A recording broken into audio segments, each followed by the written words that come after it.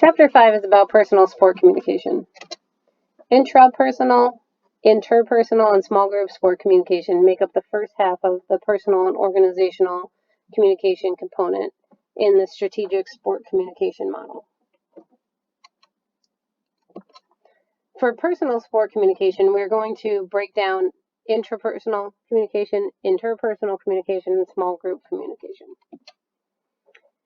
Intrapersonal communication in sport is the most commonly used form of communication in the field. This type of communication occurs when a person turns his or her own communication inward. So those are the thoughts going on in your own mind. Interpersonal communication is a two-way flow of a message. It's typically one-on-one or face-to-face and informal or unstructured. Small group communication in sport involves communication between individuals in a small gathering, typically 3 or more people, who interact for a common purpose and influence each other. That distinction makes it different than just a bunch of people standing in line next to each other. These groups share characteristics like interaction, perception, norms, roles, effective relationships, and goals.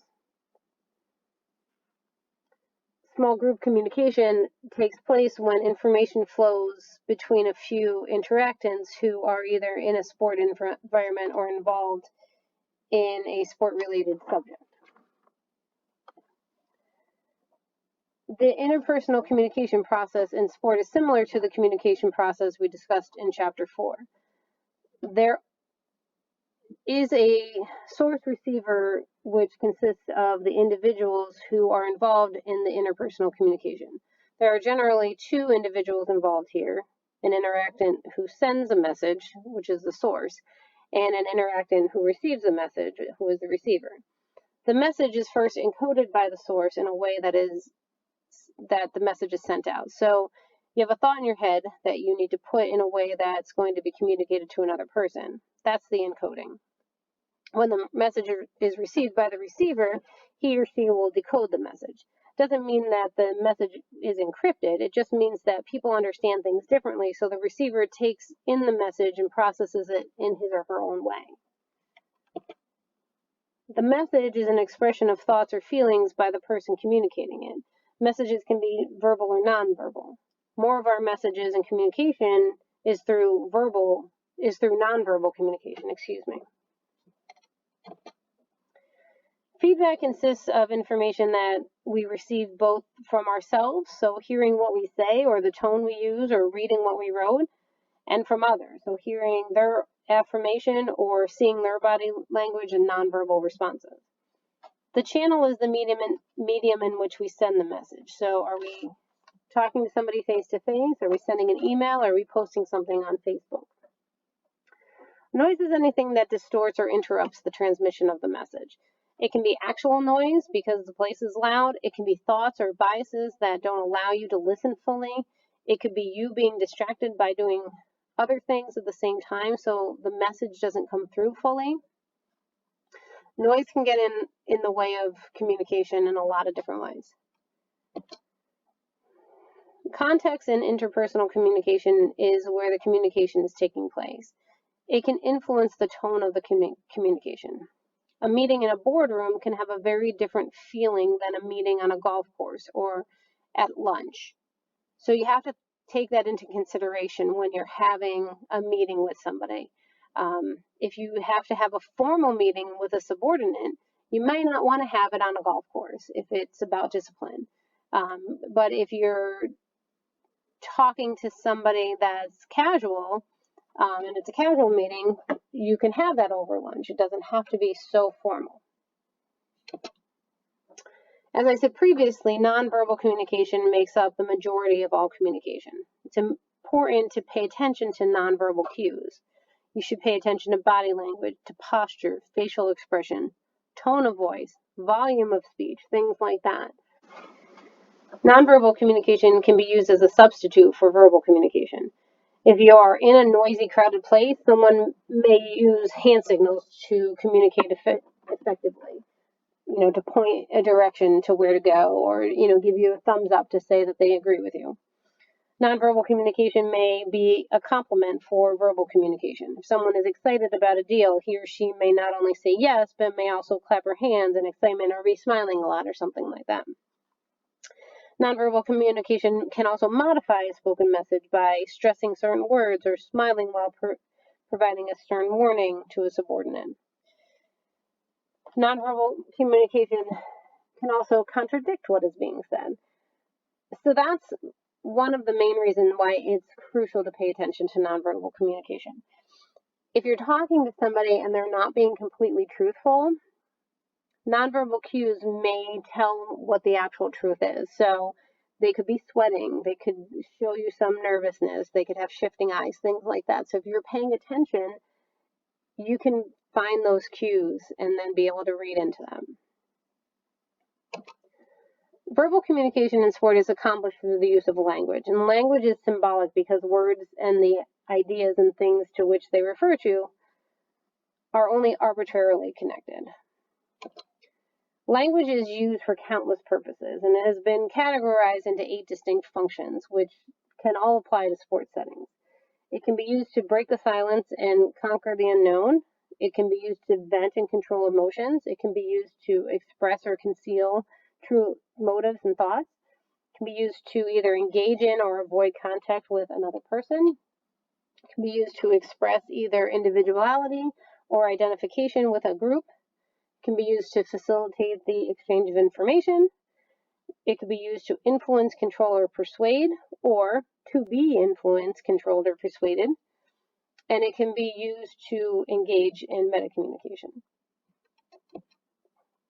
To analyze and understand language and its structure, scholars typically look at 3 levels of meaning: word, sentence, and speech act. Word meanings can either be denotative or connotative. Denotation is the generally accepted meaning of a word, whereas connotation involves a subjective dimension by which an individual gives his or her own meaning to a word. A sentence is a bunch of words grouped together. The words must be combined in an orderly fashion in order for a message to make sense. And the speech act is the use of words and sentences in interactions. Developing and refining your interpersonal communication skills will help you succeed in the sports industry. Chapter 6 is about organizational and leadership communication in sport. How important is it to be effective at communicating? Do you think organizations could be successful without effective communication? Being able to communicate with your employees and letting them know what is going on is crucial to being successful in creating a thriving environment.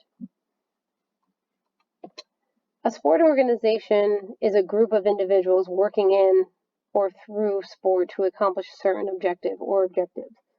Sport organizations exist in a variety of forms. There can be learning organizations, cross-functional teams, network organizations, and even organizations. Regardless of its form or design, an organization can exist only if its foundation includes 3 major elements: cooperation, common purpose, and communication. Organizational sport communication is the second segment of the first component of the strategic sport communication model.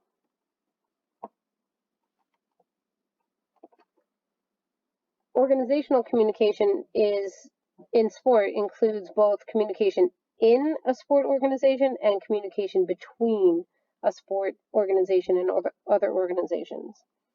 The communication within the sport organization is referred to as the intra-organizational sport communication, and communication between a sport organization and other organization is inter-organization sport communication. As I said at the beginning of the chapter, communication is crucial to your success as an organization. Communication flow influences and is influenced by 3 features of the sport organization: its formal structure, its informal networks, and its culture. This figure shows these features and we'll break them down individually.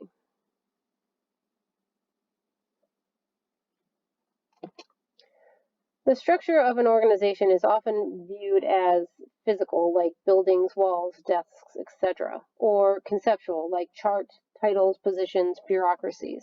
These factors are important to consider when you think about communication. What does the division of labor and span of control look like? As a manager, who are you responsible to communicate to? As an employee, who do you go for communication and with your concerns? Communication flow needs some sort of structure so information doesn't get lost along the way. It's important for organizations to determine what their structure will be.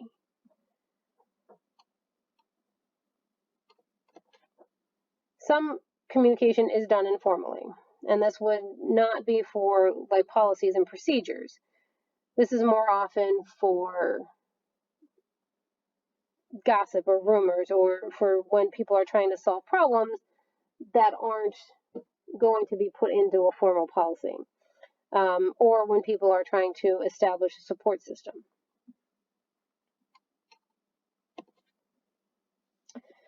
All organizations, including sport organizations, have their own culture.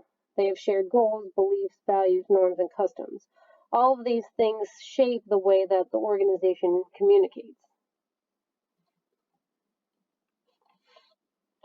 Communication in sport organizations involves numerous interaction levels, audience types, and channels. Some examples might be posting a comment on social media sites, texting an employee while planning an event, training salespeople in effective presentation skills, holding a strategic meeting with upper management, or talking with colleagues at team headquarters. The least interactive formats involve written forms that can be delivered to an audience without face-to-face or oral interactions. It's text-based communication, usually sent through email or posted on social media. An advantage is that the receiver can choose to read the message when he or she has the time, so it's convenient for the receiver. A disadvantage is there may be no feedback or delayed feedback. Also, there could be a time where you get in trouble with how the tone is conveyed or perceived.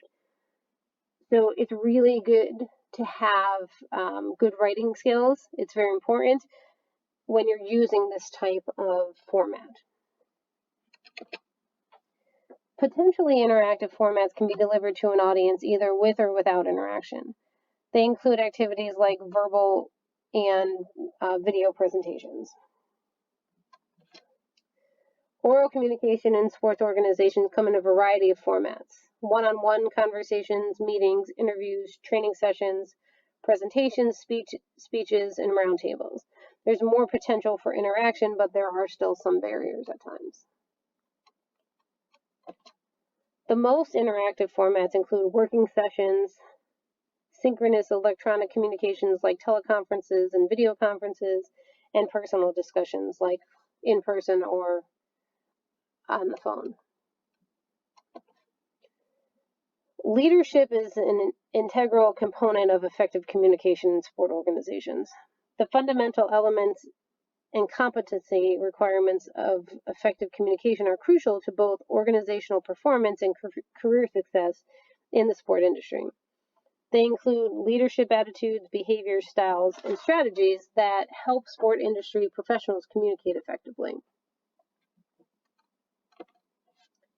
The definition of sport leadership is communication in and through sport that influences others' actions and attitudes, resulting in the fulfillment of some shared purpose or need. As you can see, the core of sport leadership is communication. It's important to understand communication styles that leaders exhibit towards those that they lead. How a leader communicates with his or her followers directly affects how those followers will perform. The most effective communication style for a sport leader depends on the organization's context, the specific situation, and the followers' capabilities and perceptions. Sport leadership communication styles are typically viewed as consisting of two dimensions: task-oriented communication and interpersonal-oriented communication. When a support leader closely supervises a performance and tells a subordinate what to do, she is exhibiting task-oriented communication. When a support leader is not closely supervising the performance of a subordinate, but works instead to listen and provide supportive, trusting, and respectful working environment, he's exhibiting interpersonal-oriented or relationship-oriented communication. These styles were combined to present 4 situational supervisory styles in the communication process in the support industry. So there's autocratic, consultative, participative, and laissez-faire.